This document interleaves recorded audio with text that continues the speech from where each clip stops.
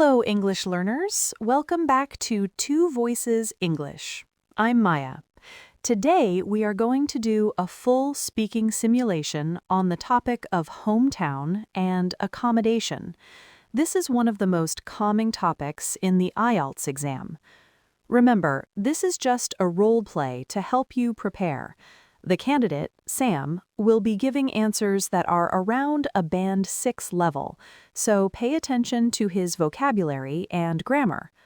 Before we start, please make sure to like this video and subscribe to our channel. It really helps us create more content for you. Ready? Let's go to the exam room. Good afternoon. My name is Maya. Can you tell me your full name, please? Good afternoon. My name is Sam Wilson. Thank you, Sam. In this first part, I'd like to ask you some questions about yourself. Let's talk about your hometown or village. What kind of place is it? Well, my hometown is a medium-sized city in the north of the country. It is not very big, but not small either. It has a lot of parks and old buildings. It is a very quiet place, actually. What's the most interesting part of your town? I think the most interesting part is the city center. There is a big market there where people can buy fresh food and clothes. Also, there is a very old river that goes through the city. Many people like to walk there in the evening because the view is very nice. What kind of jobs do the people in your town do? Most people work in offices or banks. There's also a big factory near the city, so some people work there too. But I think mostly people are office workers or they have their own small shops. Would you say it's a good place to live? Yes, definitely. I think it is a good place because it is safe and the people are friendly. However, sometimes it is a bit boring for young people because there aren't many cinemas or clubs. But for families, it is perfect. Let's move on to talk about accommodation.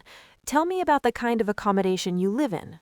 Currently, I live in an apartment. It is on the 3rd floor. It has 2 bedrooms, a living room, and a small kitchen. I live there with my brother. How long have you lived there? I have lived there for about 3 years. Before that, I lived with my parents in a house. What do you like about living there? I like it because it is very convenient. It is near the subway station, so I can go to work easily. Also, there is a supermarket downstairs, so if I need to buy food, it is very fast. And I like the balcony. It is small, but I can see the street. What sort of accommodation would you most like to live in? In the future, I would like to live in a big house with a garden. I want to have a dog, so a garden is very important. I also want a big kitchen because I enjoy cooking. Apartments are okay, but a house is my dream. Thank you, Sam. Now I'm going to give you a topic, and I'd like you to talk about it for 1 to 2 minutes. You have 1 minute to think about what you are going to say. Here is your task card. Describe a house or apartment you visited that you liked. Where it was, who lived there, what it looked like, and explain why you liked this house or apartment, all right? Remember, you have 1 to 2 minutes for this, so don't worry if I stop you. Can you start speaking now, please? Okay, I want to talk about my uncle's house. He lives in a house near the beach about 2 hours from my city. I visited him last summer for a holiday. It is a really beautiful house. It is not very modern. It is a traditional style wooden house. It has 2 floors. On the first floor, there is a very big living room with huge windows. You can see the ocean from the sofa. It is amazing. The kitchen is also very large and has a big table where the whole family can eat together. Outside, there is a nice garden with many flowers and trees.